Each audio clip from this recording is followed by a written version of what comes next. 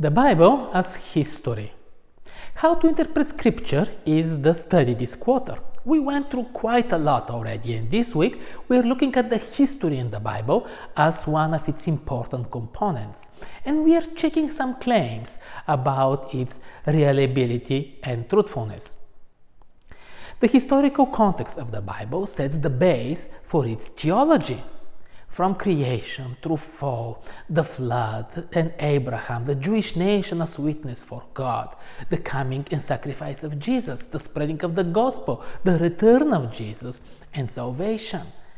If there is any flaw or deception in this flow of history, then the whole thing becomes unreliable. This is the claim that some are making and question the reality of the flood, for example, the story of Noah. Some parts of the Jewish nation history are questioned, the historical reality of Jesus, and so forth. These are big questions and debates, and this study is not about providing proof or pretending to resolve the debate, but it's just to bring awareness about the issue and to provide some guidance on arguments that can strengthen our trust in the authenticity and reliability of the Bible.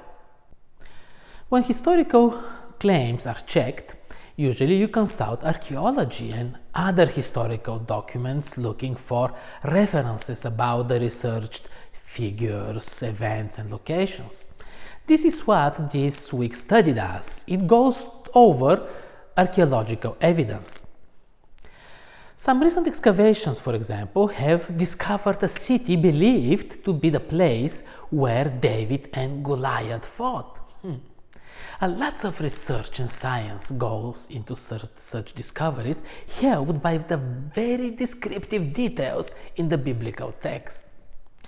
Some ancient inscriptions were found mentioning one of Saul's sons. Others are mentioning the king of Israel or the king of the house of David. Fascinating things. Spend some time researching these things. There is a wealth of information, but be careful, there is a lot of fake news stories there as well, claiming about certain discoveries. Don't fall for those. Look for official scientific documents. If David wasn't a real historical figure, many things in the Bible just fall apart. Jerusalem became a capital. His son built the temple. Messiah came through his lineage as well. Discoveries and documents from Assyrian kings, from Babylon, they all bring confirmation and support for the biblical account about Isaiah, Hezekiah, Daniel, Nebuchadnezzar. Was Jesus a historical figure? There are so many things on the subject, but the lesson points to some documents and discoveries talking about Caiaphas, the high priest, and Pilate as authentic historical figures. It also references some secular historians from the first 2 centuries who are talking of Jesus of Nazareth and early Christianity. There is enough historical context and confirmation for the biblical account. But as we see it very clearly today, facts and evidence are perceived very differently. In the spiritual realm, it's about faith. Faith is not just about what we think and about what we believe.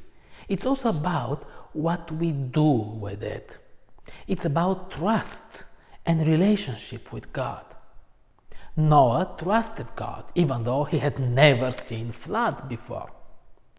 Abraham listened to God and left his home and history to follow God and paved the way for multitudes of people who became witnesses about this God. What do we do with the history, the evidence, and the understandings that we have? The Bible and prophecy is the theme for the lesson next week.